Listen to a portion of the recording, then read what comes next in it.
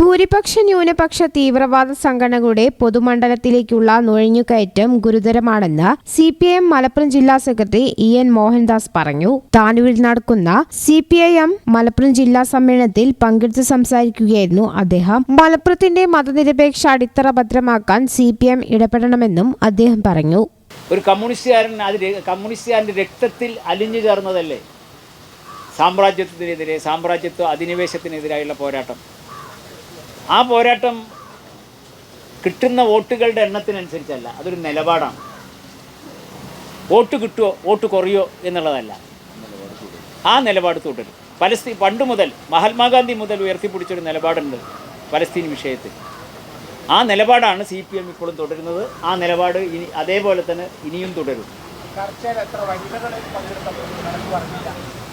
അതിന് 39 പേരിൽ ഏതാണ്ട് 12-13 വനിതകൾ. ഞാൻ ഇപ്പോൾ അദ്ദേഹം പറഞ്ഞപ്പോഴാണ് അത് എടുക്കേണ്ടതായിരുന്നു.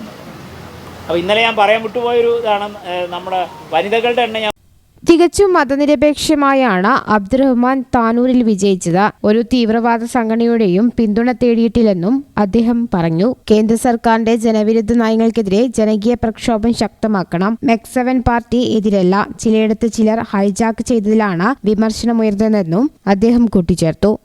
ഈ ചാനൽ ന്യൂസ് താനൂർ.